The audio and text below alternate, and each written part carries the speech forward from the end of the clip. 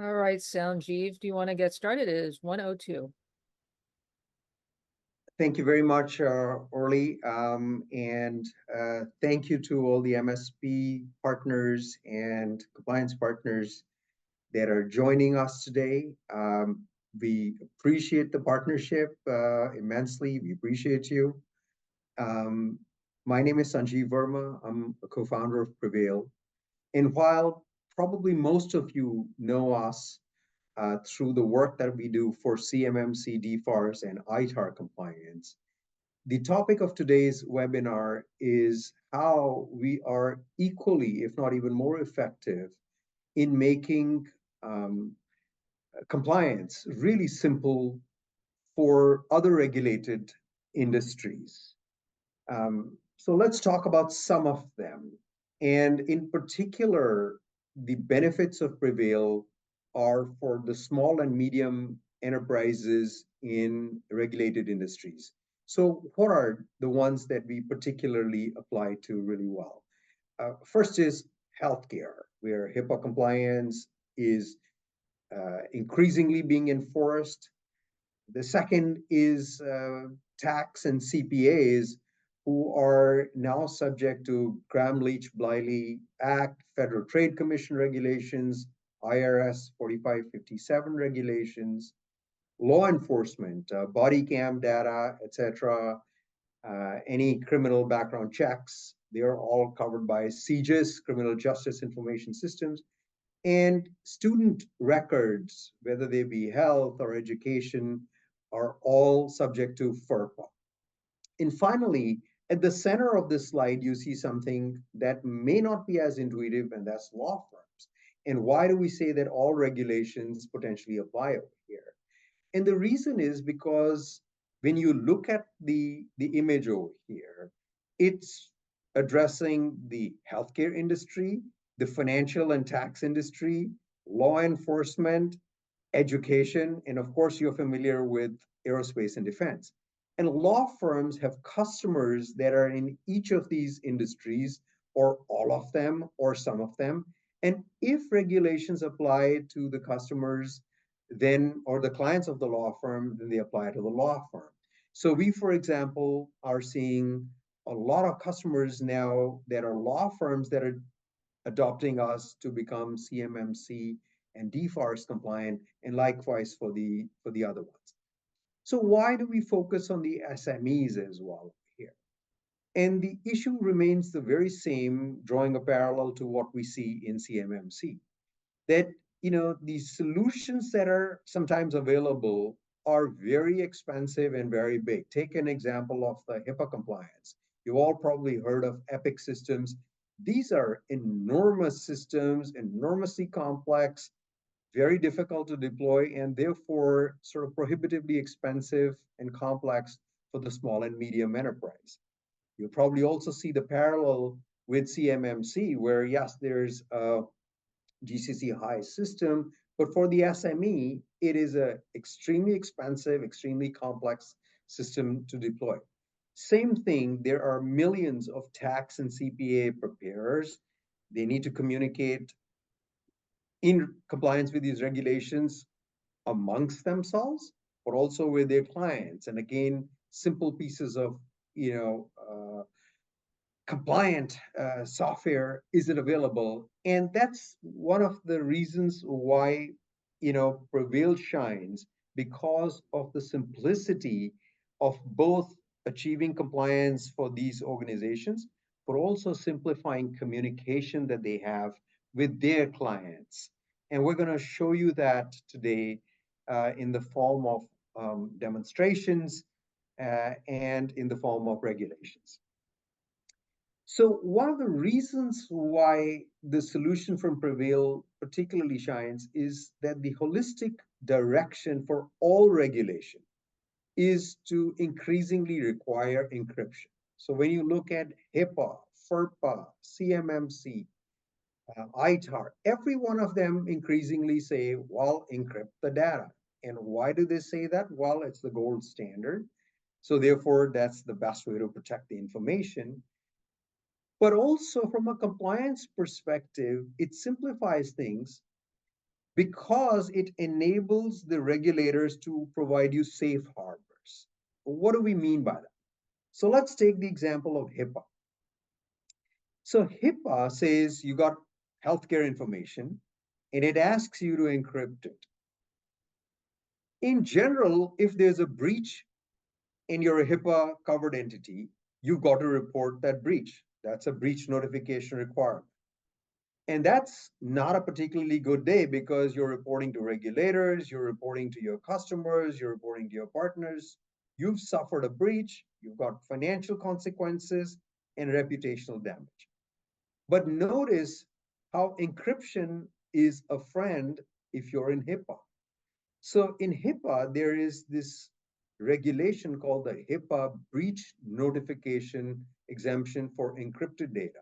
And what that simply says is that if the personal healthcare data was encrypted, you're not required to abide by the breach notifications. And that's a huge, huge win because if the information is encrypted, even if you suffered a breach, they don't require you to go and notify, etc., because they deem the information protected. A second example of it is in aerospace and defense with ITAR. So for the longest time, there were requirements to, protect the information, have US persons be manning the servers, etc. But then in 2020 or so, ITAR came and said, look, if you end-to-end encrypt the data, we won't even consider it an export. This regulation is 120.54, and it dramatically simplified things because now you can basically go and end-to-end encrypt information, store and share it. You don't have to worry as much about the residency requirements of the servers, though I should be very clear, for PreVeil, we still store everything on GovCloud for belt and suspenders. But you get the point that encryption not only makes you more secure, but it provides you with safe harbors and protections that simplify your compliance obligations and reduce the cost of breaches in terms of notifications. So let's now move on to the specific things that we are seeing and how we can help you as partners help your customers that are in healthcare, education, etc. So for us, the same regulations that apply for CMMC from a security perspective, we bring to the commercial products, which means that all data, whether it's in PreVeil emails or in files, is end-to-end encrypted. Therefore, it can quite simply meet HIPAA regulations, FERPA, Gramm-Leach, Federal Trade Commissions, IRS 4557 encryption requirements, and we're increasingly seeing law enforcement adopt our systems for CGIS, and of course, PII is the simpler one for personal information because just say all PII is encrypted. We mentioned that not only do we help the clients that you have in healthcare, education, etc., become compliant themselves, but one of the biggest advantages is that we make it easy for them to communicate with their clients. So think of a typical HIPAA or a tax practitioner. They have clients that are not sophisticated, average people, and yet the communication has to be compliant. So with PreVeil, one of the most elegant things is that using this free PreVeil Express account, the entity that is adopting PreVeil can communicate with their clients, and they can do that even if the client is on a PC or on a Mac or on a mobile, heck, even Linux. So the cross-platform support and the fact that these PreVeil Express accounts are free is what makes it easy. And then finally, the affordability, which is great for CMMC, DFARS, et cetera, is even more for these other regulated industries because we don't have to store the information on GovCloud, so the pricing is lesser than what we charge for our CMMC, DFARS, and ITAR systems. So let's give you, for those of you who are more deeply into compliance, kind of give you a more intuitive feel for how we satisfy these requirements. So here's an example of IRS 4557 or Gramm-Leach-Bliley or Federal Trade Commission requirements. And if you substitute these words with HIPAA and FERPA, you will find that what the regulations are asking you is A, implement some level Ajit, of, no one can see your slides. no one can see the slides. So far, none have been visible. Oops. Oh my God. You should have said so earlier. Oh, I am sorry. So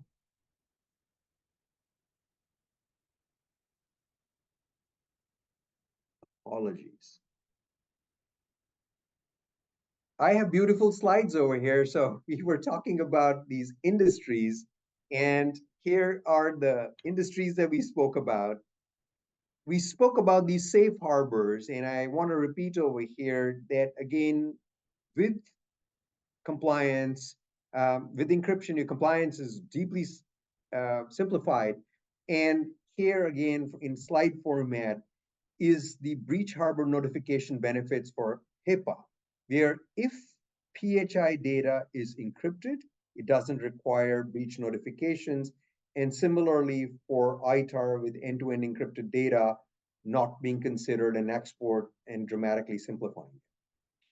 So let's go to the slide that I was speaking to, which is all these regulations, when you look at it, whether it's IRS 4557 or Gramm-Leach-Bliley or FTC or HIPAA, they have common threads. They ask you to implement access controls. They ask you to implement audit controls for logging. They ask you to ensure the integrity of the data to prove that the data hasn't been improperly altered. And of course, to ensure that when you transmitted the data, when you stored the data, it's protected. So how do we do it? Since all of PreVeil emails and files are end-to-end encrypted, the tax data or HIPAA data is always encrypted while it's being transmitted, while it's being stored, because it's end-to-end encrypted. Integrity controls. We ensure that the data is never altered and you can cryptographically verify it. And one of the benefits that also comes with the way the PreVeil system works is it also protects you from ransomware. So with the integrity controls that we have, if any change is made to a file, it creates a new encrypted version. And so not only can you ensure that you can prove that any change is cryptographically verifiable, but you're also protected from ransomware. Why is that? Because if somebody attacks you with ransomware, they're going to encrypt your data. With PreVeil, it's just a new version that's created.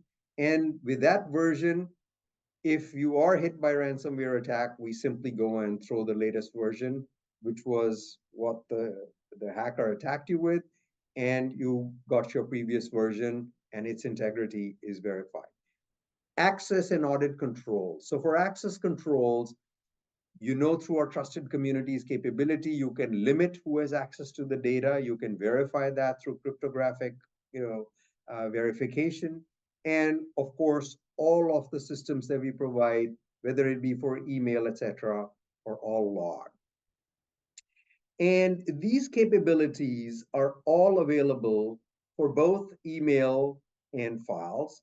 Many of you know PreVeil Drive and PreVeil Email in the downloaded versions, where we have integrations with Outlook, with Gmail. Our email works with Apple Mail, and on Drive, the Drive is integrated with PC file systems, Mac file systems, just like Dropbox. But now with PreVeil Express, you can have a non-downloaded version, which also enables you to have Mail and Drive, but you don't need to do any downloads. You can create your account in literally about 30 to 45 seconds. And that's what clients can use to basically go and access their information, share that with you, etc. So let's move on now to the security aspects of PreVeil. And I wanted to particularly highlight two, which is end-to-end encryption and trusted communities.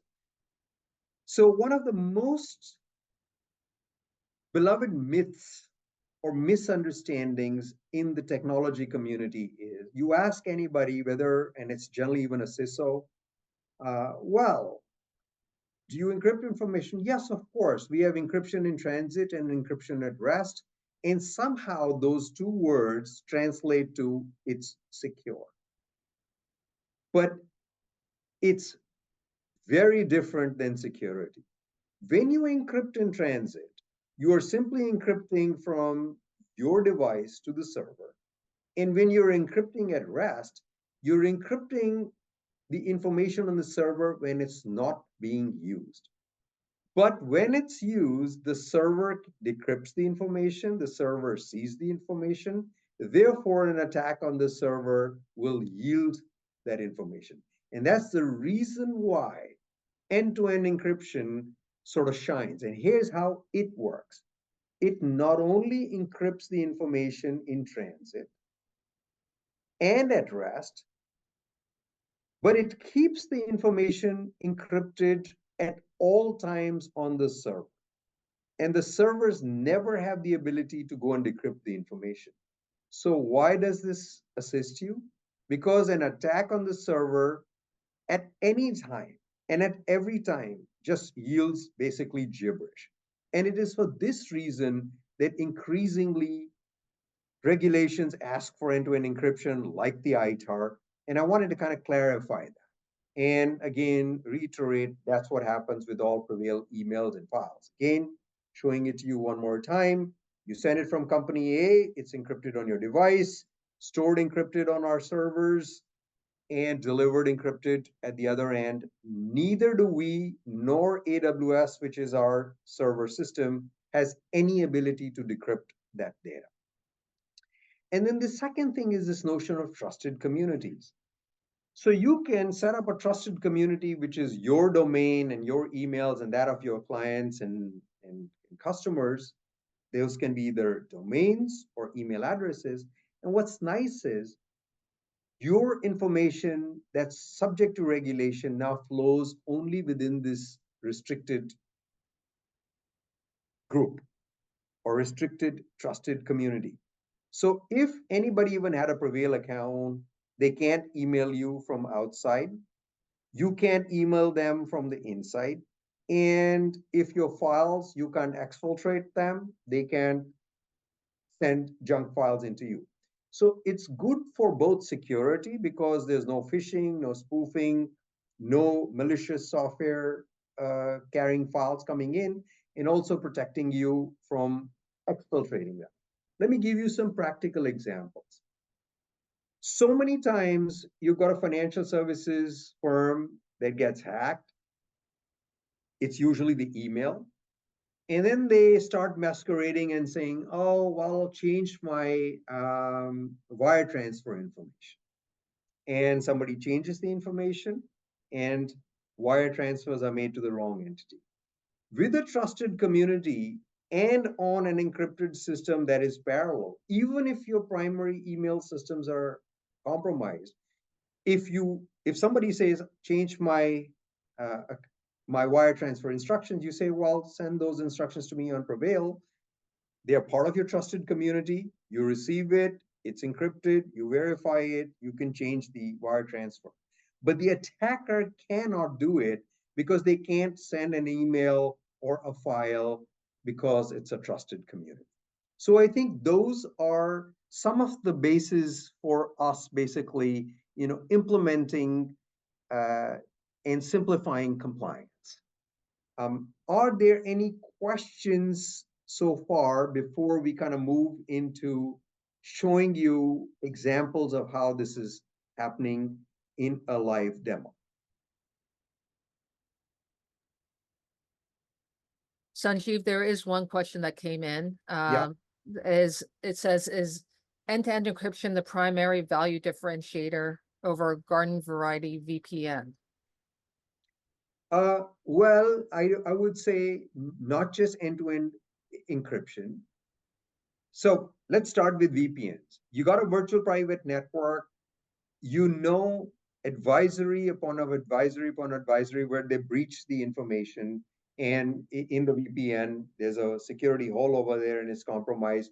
So the benefit comes from way better security, protection from breach notification, for example, for HIPAA, and ensuring that the information is not only on the VPN protected, but it's protected throughout. It's protected on the servers. It's always encrypted. Access controls are implemented. So every category of compliance, whether it's access control, audit controls, all of those things are essentially protected when you use a system versus just a VPN. And we're going to kind of try to give you a sense for it as we go forward. Okay, so I am now going to show you the example of a professional. I'm not going to call that professional a tax professional or a healthcare professional or education professional. Just assume that they are any or all of them.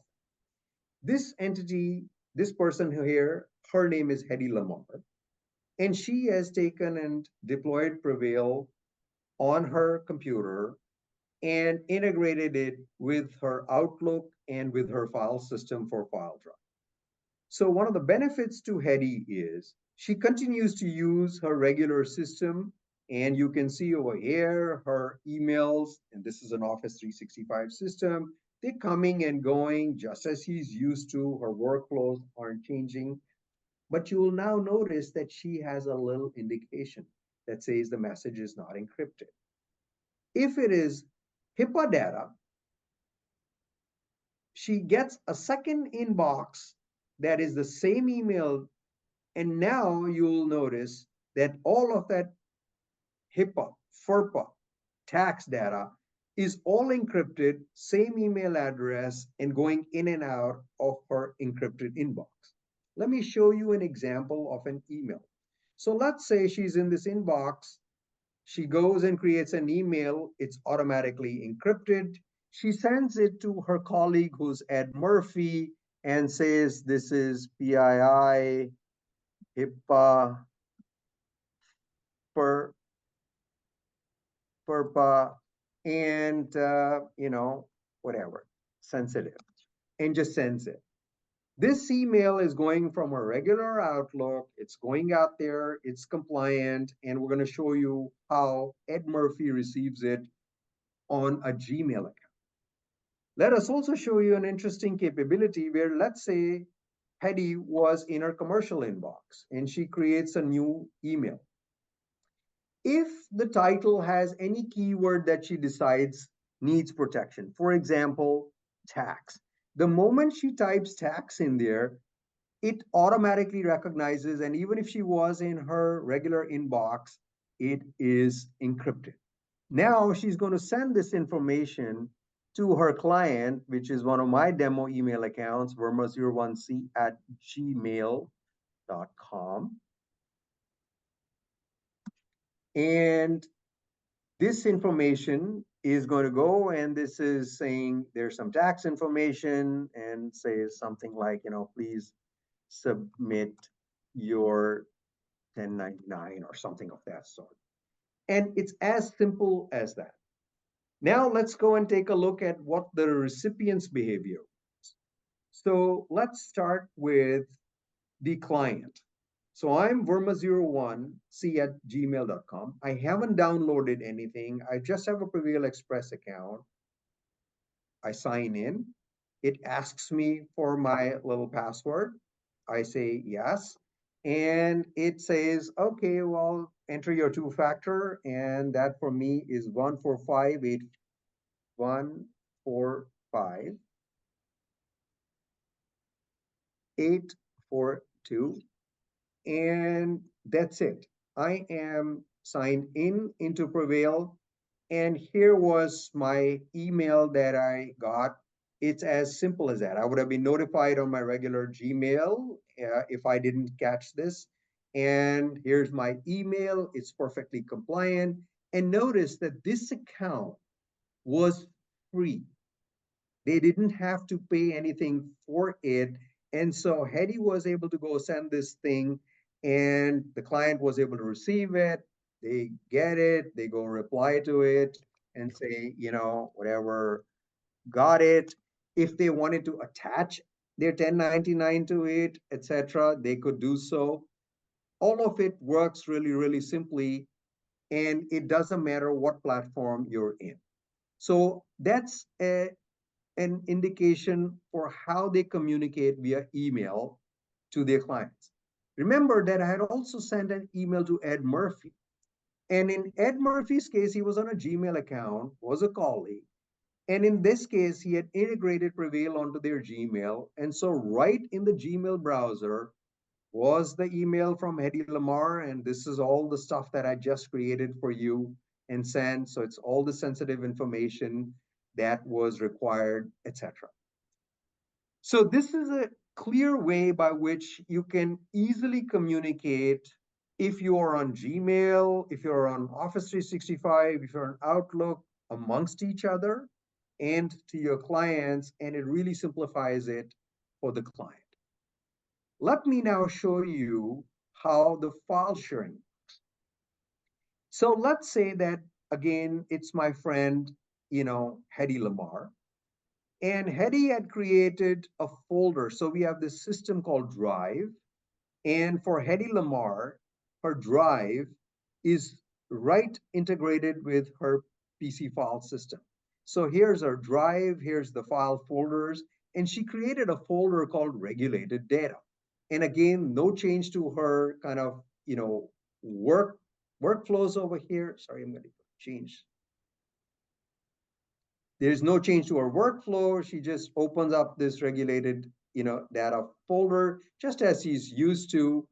And she wants to share some information to her client. So she's got this file. It's an, Microsoft Word document. I'm just going to go and open it. I'm going to show you this file. It's just saying some kind of, HIPAA, sensitive data, etc. She wants to share it. She just enters it, drags and drops it. And this folder she had shared with her client. And I'll show you how sharing will work. So her client over here is me. And this is my PreVeil Drive. Here's the, my PreVeil Express account. Here's my Drive folder. Here's the regulated data folder. And whatever files and folders that she had sent are now available to me. And if I was asked to upload something and I want to do it, it's equally as simple. So I've created a second file over here. It's called sensitive data. I simply drag and drop it, and basically it's in there. And now if I look at what Hedy has, you'll see that she has in her folder these two files here. So it really makes the process extremely simple. And this is supporting collaboration. So for example, if Hedy Lamar had changed her, file over here. So if the sensitive data thing over here that she had, was changed and it was made from blue to, yellow, the other entity is going to basically see those changes. So I'm going to go show you that again over here. Here is my thing. Here's my sensitive data document. And you will notice that if I open it over there, give me a second. Here's the information, and all the changes are reflected over here. So this is to kind of give you an understanding of, how the information is shared, how the information, if it's changed at one end, can be and received at the other end.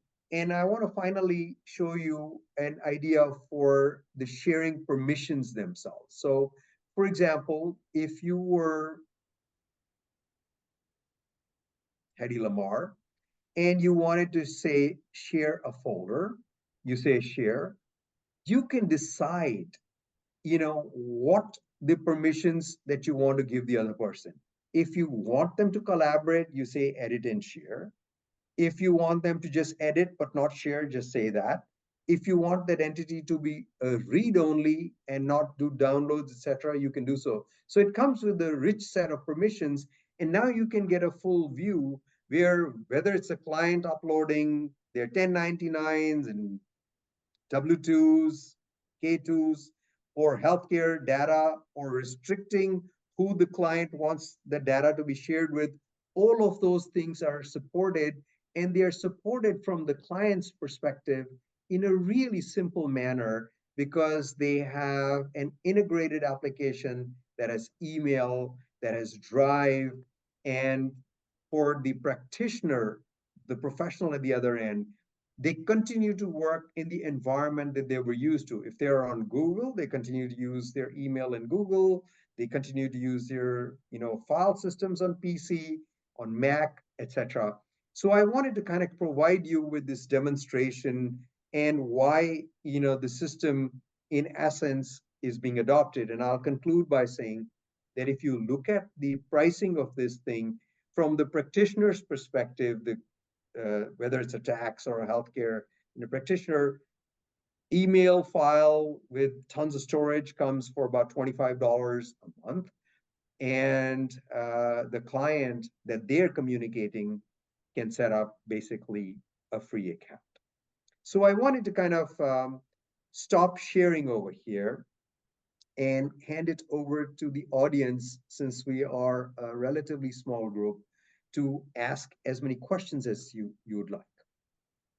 And if you want me to re-clarify anything that I wasn't clear about, I'll be happy to kind of do that as well.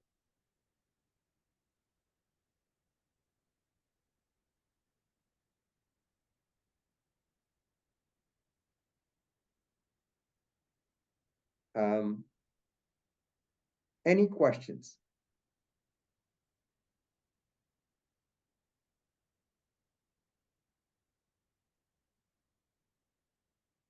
Okay, I guess either I was pretty clear or not clear at all. There's a Q&A. There's a couple more there.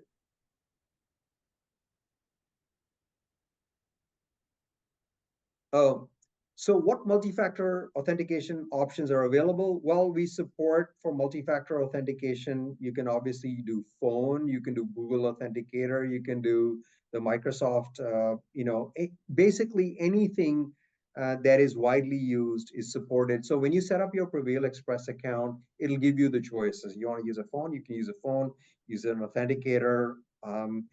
All of those things are supported, and multiple people basically use this.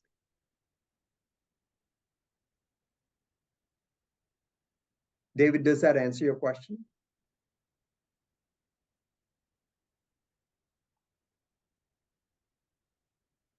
There's also a question, Sanjeev, is there an SSO option? SSO. Single sign-on. Single sign-on. Let me defer that to Jamie. Jamie, could you answer that? Sure, happy to. So the way the core PreVeil client solution will authenticate is based on the user authentication at the system level. So, assuming you have SSO to authenticate your user at the system login, then that will work fine. The core PreVeil client version is not a web application. It's actually a local application that simply syncs data back to AWS. So, it relies on local authentication, and it's tied to a specific user.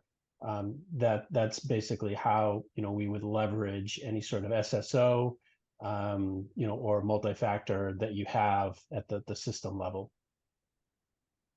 Great. Hopefully that answered the question. So, what is the capacity for an Express account? Currently it's about 2 gigabytes of information. But if you're sharing it to a person who's a paid, user, then that capacity goes up, obviously. Harrison is asking, though ITAR compliant, can PreVeil be sold to non-NATO EU countries? And the answer is absolutely yes. It is one of the killer capabilities there where for international customers, it's a really elegant solution, and we're picking up lots of international customers because they can continue to be on their local systems, continue to do their work. And in essence, whether it's for CMMC compliance, DFARS compliance, or ITAR compliance, if you are a partner that's partner country, or actually not one of those countries that's restricted, you can essentially go and deploy PreVeil and be able to use this for ITAR as well as CMMC and DFARS compliance. So David Hallonen says we're a PreVeil partner, so we moved on from PreVeil Express. Perhaps it is for, I don't know the context, or you may have certain context for CMMC, etc. I don't know what the context is for, but certainly, tons and tons of people use us for both CMMC and ITAR compliance, right? But for these use cases of tax and HIPAA and FERPA data, it is such an elegant solution because of its simplicity and ease of use.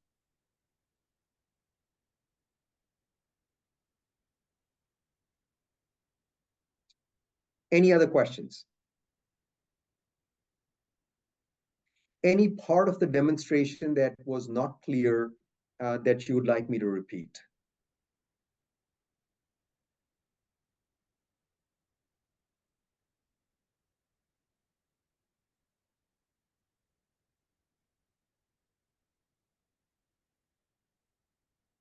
Okay. Well, in that case, what I will do now is, Orly, let's open up the room to participants so that instead of just being in the Q&A, they can just interact directly and ask their questions. And Jamie and I will be available to answer your questions in a direct format other than just Q&A. There was a request, Sanjeev, to maybe go over the first few slides that were missed early on in the presentation. Okay, I'll be happy to do that.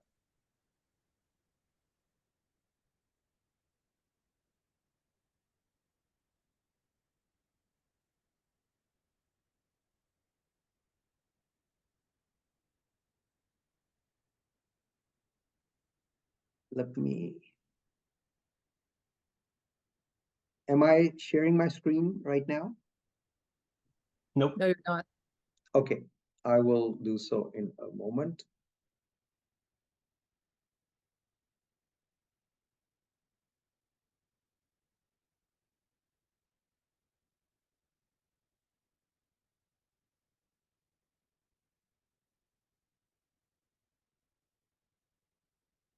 Let me pull up my slides here. And I will begin momentarily.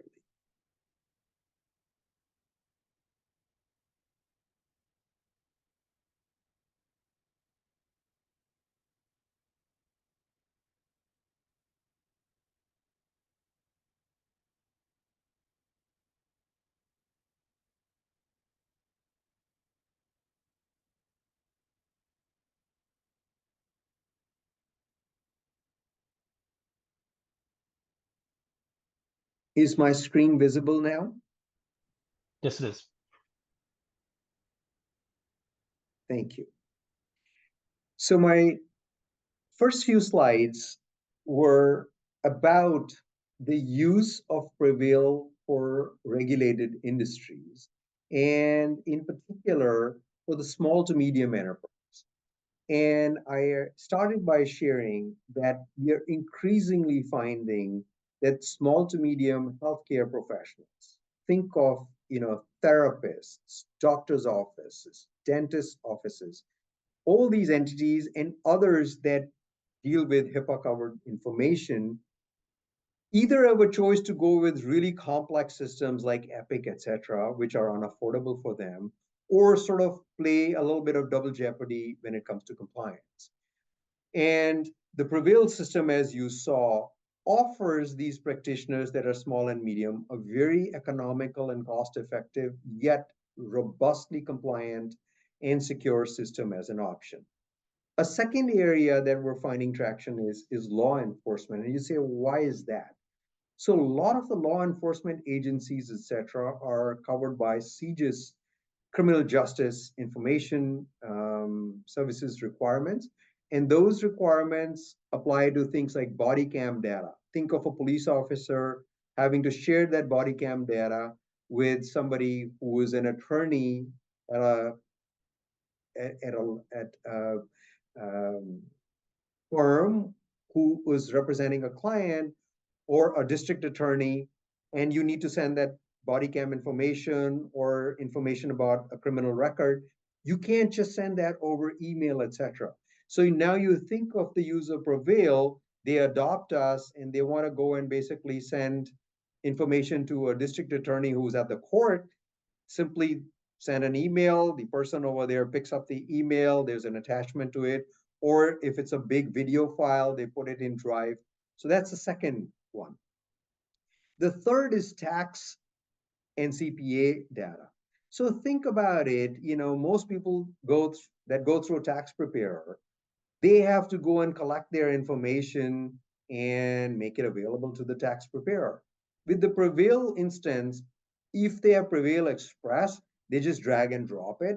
Or if they have even a free PreVeil download account, they just keep the information in the folders that they were used to on their PC or on their Mac. They just shared that folder with the tax preparer.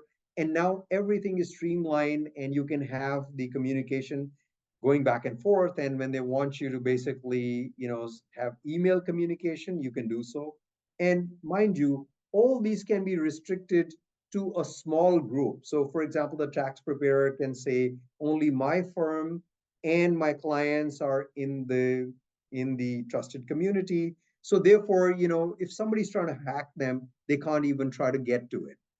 Another area that we're finding a lot of traction is education. We've got lots of university customers, but universities K through 12 are covered by FERPA regulations, which require them to protect student data. And that's wide ranging. It could be student health data, student educational data, students that are having challenges and have some disciplinary data. All of that needs to be subject to FERPA compliance. And so now when you are sharing that information, if you're a K through 12 or university, you're sending it to a parent, you can just email it over PreVeil. If you're sharing files for certain healthcare data or counseling session reports, you can send it in email or in file sharing.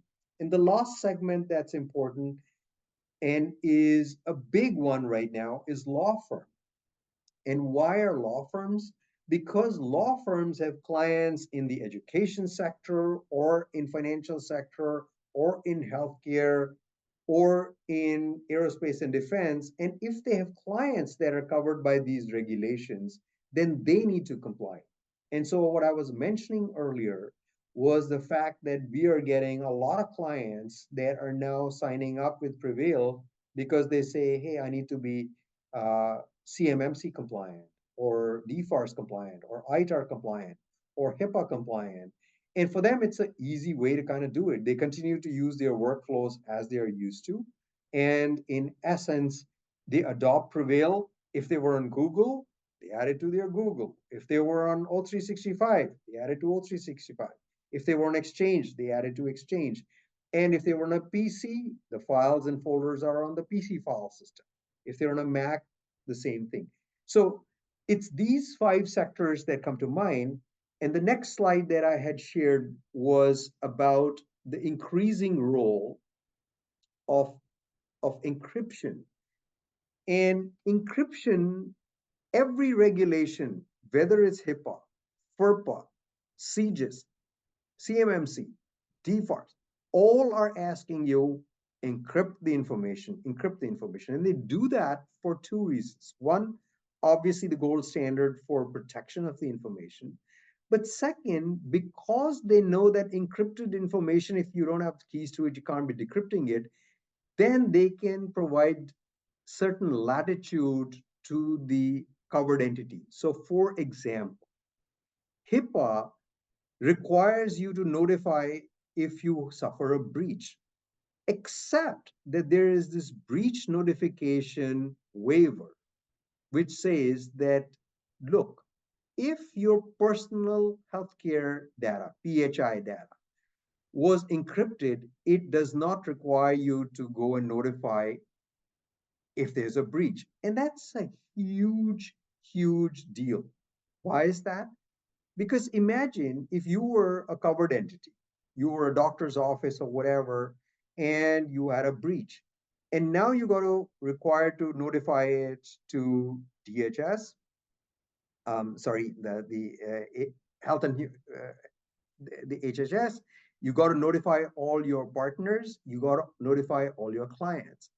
But with this safe harbor, and that's the HIPAA breach notification safe harbor for encryption, if the data was encrypted and you did suffer a breach, you don't need to notify. And so now you've saved yourself a lot of legal fees, reputation damage, and cost associated with it. And this is again where end-to-end encryption shines.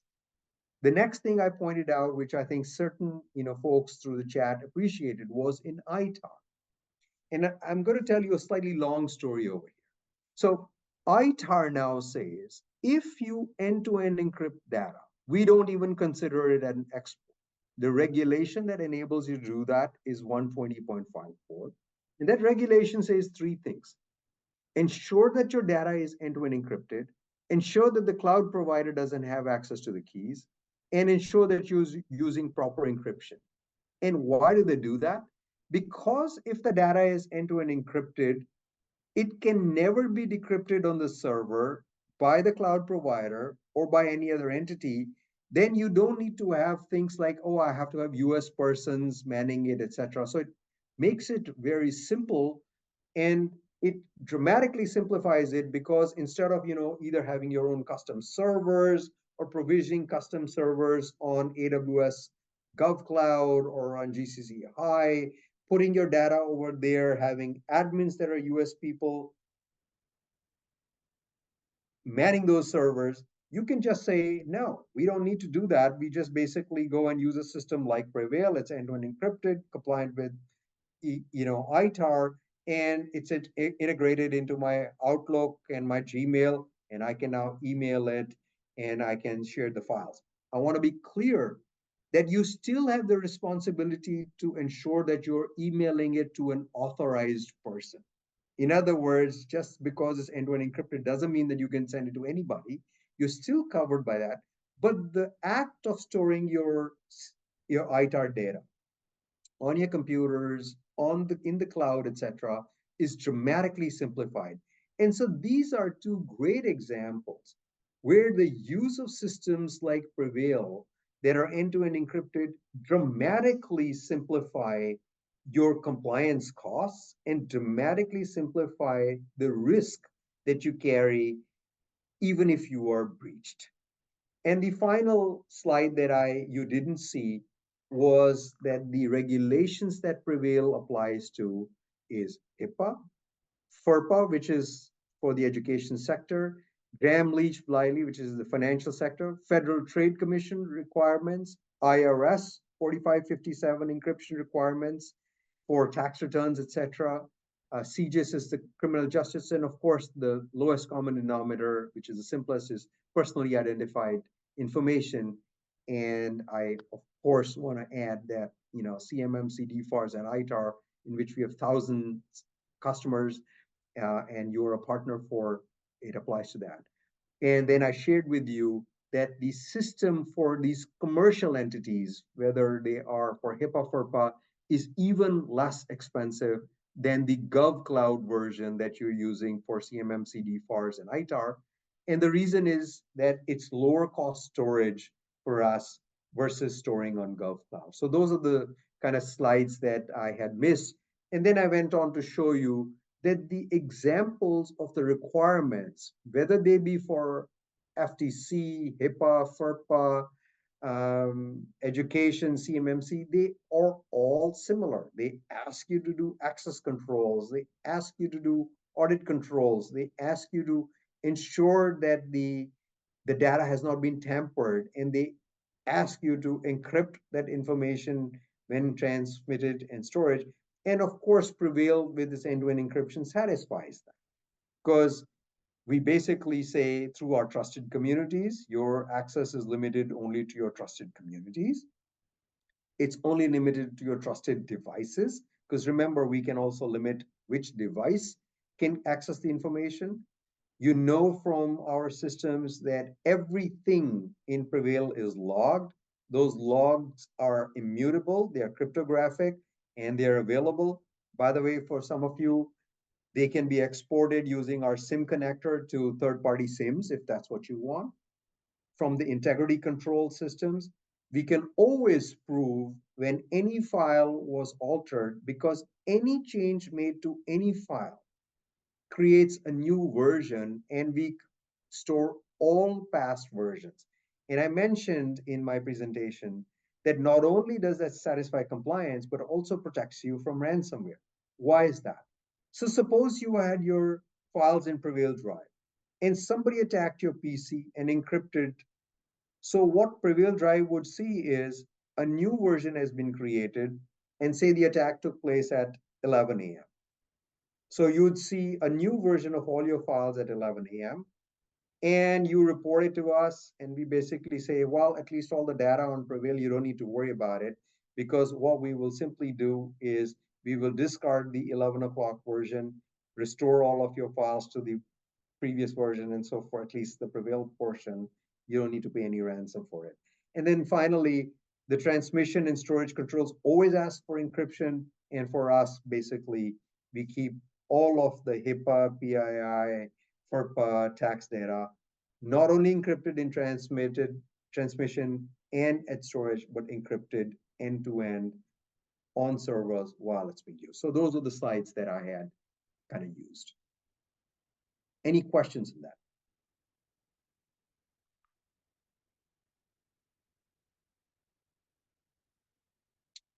Okay.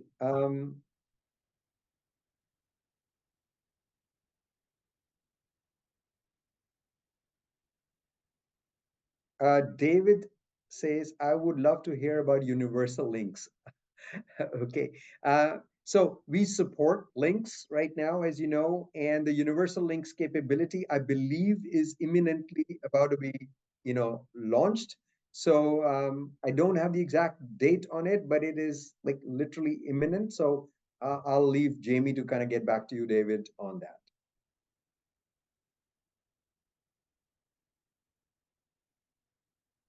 Any other questions? Any feedback? Was this helpful? Is this relevant to your business? Anything that I could have done better? Been clearer on? Orly, can you open up this forum to have the participants be just part of the webinar?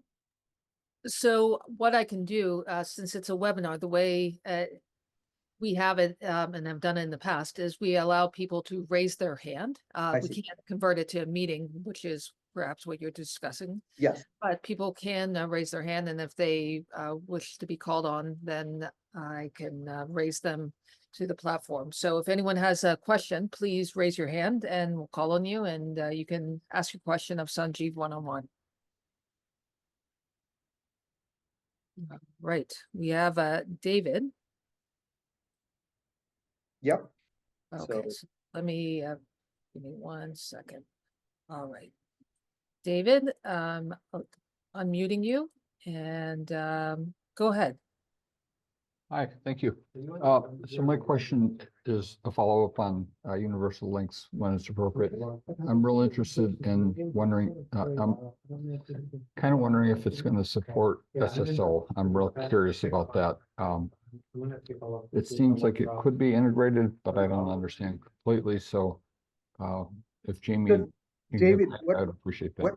What I would do is, for that particular one, let me follow up and have you have a one-on-one 5-minute, 10-minute session, as much as you'd like, with Greg LaRoche, who's our head of products, and he can walk you through not only the availability of it, but the timeline, and answer your single sign-on questions. And he is an expert, by the way, on single sign-ons with deep knowledge of them. So if it's okay with you, the follow-up that I would propose is to have Greg set it up. Could we reach out to you if you send? Absolutely. That would be wonderful. Happy to do it, delighted to do. Anyone else? Sam, would you take the action item to connect Greg and David? Yep, that sounds great. I will do that. Thank you. Any other questions? Anything that wasn't clear?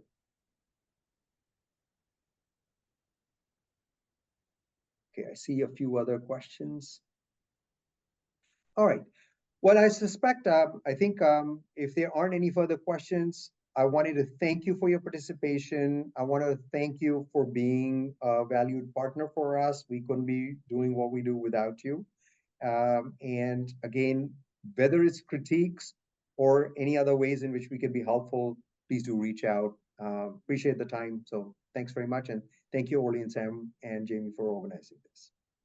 Thank you, Sanjeev.